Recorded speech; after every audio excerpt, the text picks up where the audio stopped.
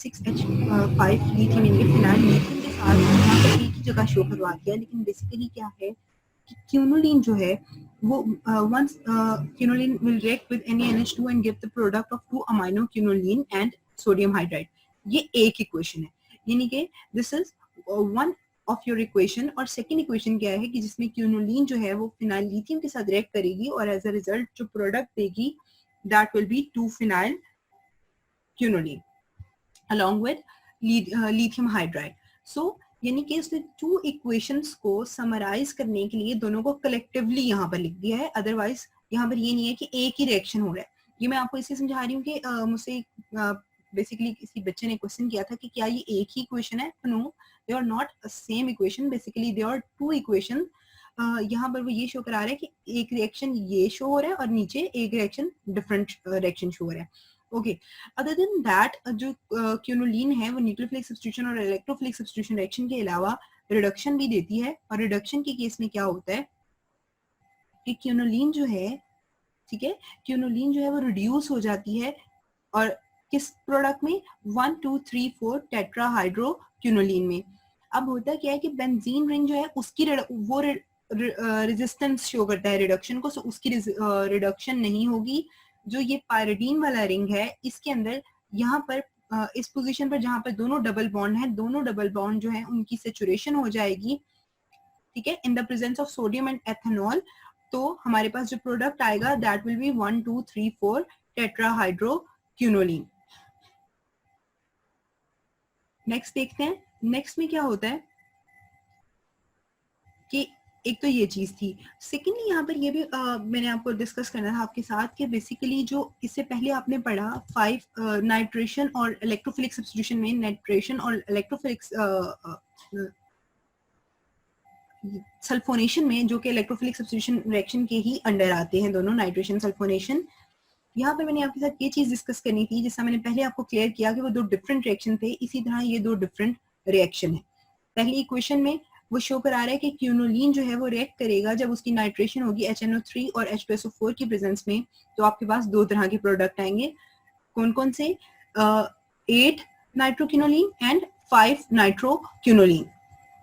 यहाँ पे आपने याद रखना है कि यहाँ पर ये दो डिफरेंट प्रोडक्ट्स ऑब्टेन हो रहे हैं, यानी कि यहाँ पर इक्वेशन बैलेंस किए बगैर दिखाया है, यानी कि यहाँ से फर्स्ट इक्वेशन बैलेंस आप करना चाहो तो यहाँ पे पहले तो 2 लगेगा, क्योंकि 2 मॉलिक्यूल ऑफ क्यूनोलिन जो है वो रिएक्शन देंगे विद HNO3 एंड H2SO4 और एज अ रिजल्ट दो तरह के प्रोडक्ट बनेंगे। एक वो जिसमें सब्स्टिट्यूशन जो है वो पोजीशन नंबर 5 पर होगी इलेक्ट्रोफिलिक सब्स्टिट्यूशन रिएक्शन, और एक वो प्रोडक्ट जिसके अंदर इलेक्ट्रोफिलिक सब्स्टिट्यूशन रिएक्शन जो है वो पोजीशन नंबर 8 पर होगी, यानी कि इलेक्ट्रोफाइल ने आकर किस चीज को प्रोटॉन को किस पोजीशन पर सब्स्टिट्यूट किया है, पोजीशन नंबर 8 पर, और इसी तरह पोजीशन नंबर 5 पर। Same goes for this sulphonation. जब क्यूनोलिन का रिएक्शन होगा H2SO4 के साथ, तो सल्फोनेशन जो है यानी कि इलेक्ट्रोफिलिक सब्स्टिट्यूशन रिएक्शन जो है वो 2 पॉइंट पर होगा, और 2 पॉइंट पर होगा तो एक ही प्रोडक्ट के अंदर 2 पॉइंट्स में नहीं हो रहा, एक ही यानी कि मॉलिक्यूल में प्रोडक्ट, यानी कि एक आपको ऐसा प्रोडक्ट नहीं मिलेगा जिसमें 5 और 8 दोनों पोजीशंस पर जो है एक ही टाइम पर हो, नो, बल्कि एक मॉलिक्यूल के अंदर इलेक्ट्रोफिलिक सब्स्टिट्यूशन रिएक्शन क्यूनोलिन की हुई पोजीशन नंबर 5 पर और दूसरे मॉलिक्यूल के अंदर पोजीशन नंबर 8 पर। So this equation is also not balanced. उसने जस्ट आपको बताया कि किस किस पॉइंट पर होगी विदाउट बैलेंसिंग द इक्वेशन। सो अगर आपको पेपर में आता है आप एग्जैक्ट ऐसा लिख देते हो तो that is not a big issue, क्योंकि उसने आपको बुक में ही बैलेंस्ड नहीं लिखा। सो there is no point of deducting your marks by examiner. I hope this point is clear. So let's move on to the next reaction, that is reduction हमने कर ली है, oxidation. Oxidation में क्या होता है कि ऑक्सीडेशन इसकी किसके प्रेजेंस में हो रही है, KMnO4 की प्रेजेंस में हो रही है, ठीक है, और एज अ रिजल्ट हमारे पास 2 कार्बन डाइऑक्साइड मॉलिक्यूल्स बन रहे हैं along with pyridine 2,3 dicarboxylic acid, ठीक है। सो ये था इसकी oxidation.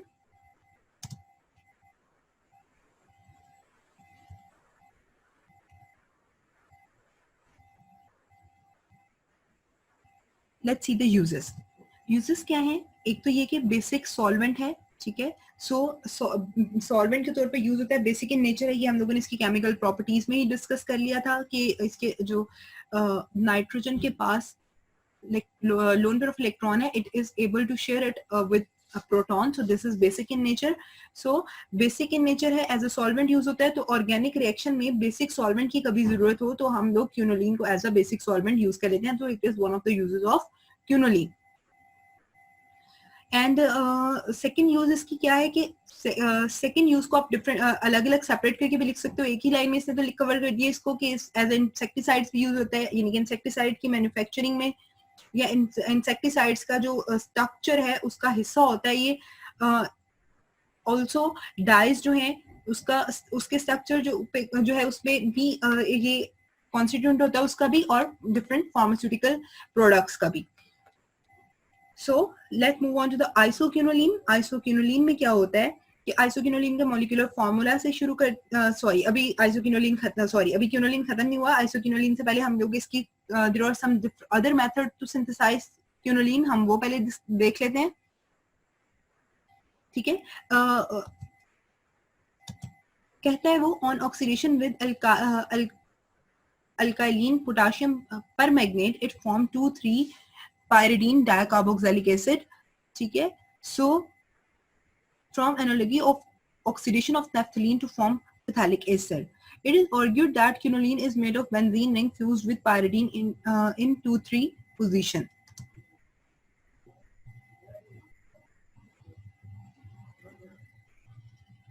Okay, let's see other other method of synthesis of quinoline. उस methods क्या हैं?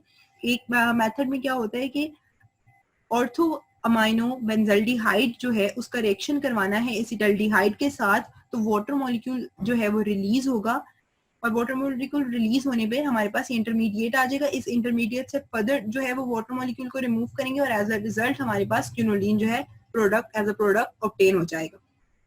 यानी कि पहले हम लोगों ने इनका रिएक्शन करवाया, ठीक है, वाटर मॉलिक्यूल रिलीज हुआ, इंटरमीडिएट से देन डिहाइड्रेशन करवाई और हमारे पास हमारा quinoline as a product obtain हो गया। ओके, नेक्स्ट मेथड में वो क्या कहते हैं, next that was an other method of synthesis of quinoline. Next उसके बाद उसने आपको क्यूनोलिन के रेजोनेंस स्ट्रक्चर्स दिए हुए हैं। क्यूनोलिन के resonance structure, first two are the contributing structure and last is the resonance hybrid. इसके अलावा ये आपको ये पता होना चाहिए कि it is also an aromatic compound, so that means के definitely it is going to follow the huckel's rule, ठीक है। और also along with that all the other condition that is there to that must be fulfil for an compound to B aromatic compound in nature. Isoquinoline को discuss करते हैं। Isoquinoline का जो other name है उसमें 2-nphthalein है और 4,5-benzopyridine. These three structures that you are seeing on the page, all of these are just resonance hybrid. ये resonance hybrids different तरीके से शो किए हुए हैं, ये resonance structure नहीं है, तीनों के तीनों बल्कि resonance hybrid structures हैं। आइसोक्यूनोलिन का भी जो है नेचुरल सोर्स है, और वो कैसे नेचुरल सोर्स जो है वो एज अ अल्कलाइड जो है is found as a part of the total structure of many alkalides, और alkalides जो है उसका नेचुरल सोर्स प्लांट्स होता है, सो alkalides के स्ट्रक्चर का हिस्सा है आइसोक्यूनोलिन, सो दैट्स मीन कि it is naturally present in nature. Synthesis भी इसको किया जाता है लैब में। इसका सिंथेसिस का मेथड जो है लैब में वो देख लेते हैं कि किससे सिंथेसाइज किया जाता है। 2-phenyl इथाइल अमाइन से किस तरह से करते हैं, let's see. 2-phenyl ethyl amine जो है उसका रिएक्शन जब फॉर्माइल क्लोराइड के साथ करवाया, ठीक है, तो हमारे पास इंटरमीडिएट आ जाएगा that is N-formyl 2-phenyl ethyl amine.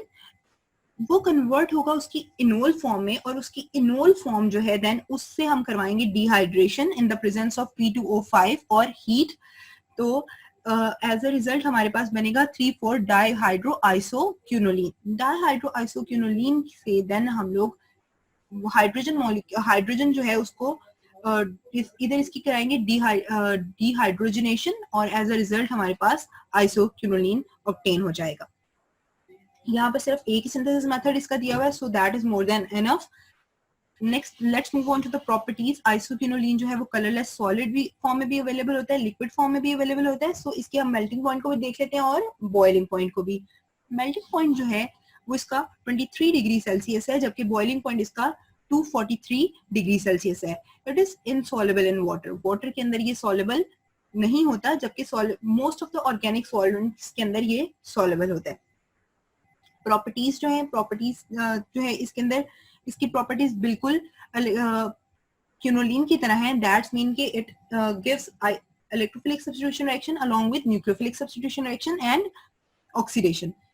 सो जब इसकी इलेक्ट्रोफिलिक सब्स्टिट्यूशन रिएक्शन होगी तो एग्जैक्ट इवन के पोजीशन भी सेम है कि जो पायरिडीन रिंग है वो उस पे नहीं बल्कि बेंजीन रिंग, इस रिंग पर इसकी इलेक्ट्रोफिलिक सब्स्टिट्यूशन रिएक्शन होगी. उसी तरह दो तरह के प्रोडक्ट देगा.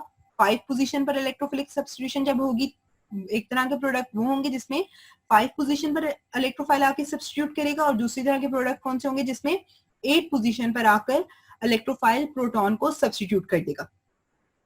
सो इसकी एग्जांपल में भी आप बिल्कुल उसी तरह पुट कर सकते हो, सेम एग्जैक्ट वही बल्कि इक्वेशन आप डाल सकते हो जो आपने क्विनोलिन में लिखी थी, नाइट्रेशन की और सल्फोनेशन की. देन उसके बाद इसकी न्यूक्लियोफिलिक सब्स्टिट्यूशन रिएक्शन जो है वो एग्जैक्ट वैसा होता है, लेकिन पोजीशन डिफरेंट होती है. इसमें भी यानी कि आप अमाइनेशन शो कराओगे और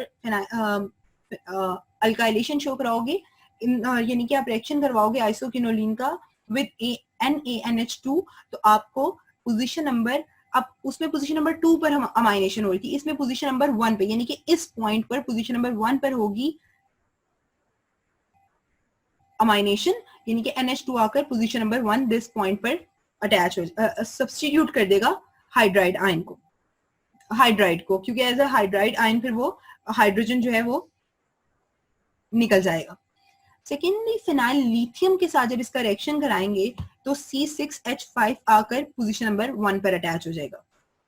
let's see the oxidation. Oxidation जो होती है इसकी KMnO4 की प्रेजेंस में होगी, और एज अ रिजल्ट हमारे पास जो प्रोडक्ट्स आएंगे वो दो तरह के होंगे. फिथालिक एसिड ऑब्टेन होगा और 3,4 पायरिडीन डाइकार्बोक्सिलिक एसिड ऑब्टेन होगा. ठीक है, यानी कि दो तरह के प्रोडक्ट होंगे. यहाँ से रिंग की ब्रेकेज हो जाएगी और हमारे पास दो तरह के प्रोडक्ट ऑब्टेन होंगे as a result of oxidation.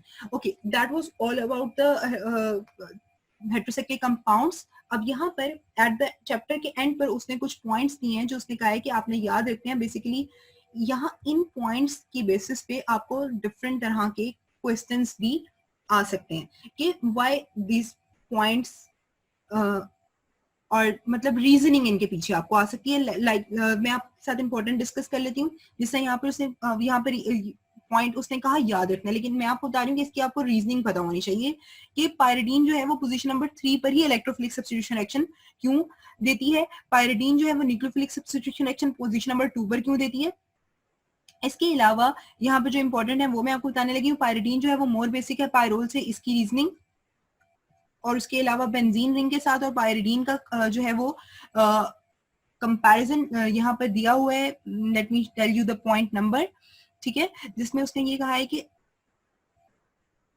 pyridine is less reactive toward electrophilic substitution than benzene. You should know the reason about that and you should remember it कि अगर आपको pyridine और benzene का कंपैरिजन आ जाता है कि which one is more reactive, तो then आपको पता होना चाहिए कि अगर इलेक्ट्रोफिलिक सब्स्टिट्यूशन रिएक्शन की बात हो रही है तो then pyridine is less reactive than benzene. But अगर न्यूक्लियोफिलिक सब्स्टिट्यूशन रिएक्शन की बात हो रही है तो then pyridine is more reactive than benzene. इसके अलावा यहाँ पर कि pyridine does not undergo friedel crafts alkylation. ये कुछ चीजें हैं जो आपको लाजमी इनको पता होना चाहिए कि एक तो आपको ये चीजें याद होनी चाहिए और दूसरा इनकी रीजनिंग भी पीछे पता होनी चाहिए. We have already discuss the reasoning of all these points, so you should be prepared for test and viva regarding these points and their reasonings. That was the end of your chapter. इंशाल्लाह next time हम लोग second chapter start करेंगे. Till then take care. अल्लाह हाफिज.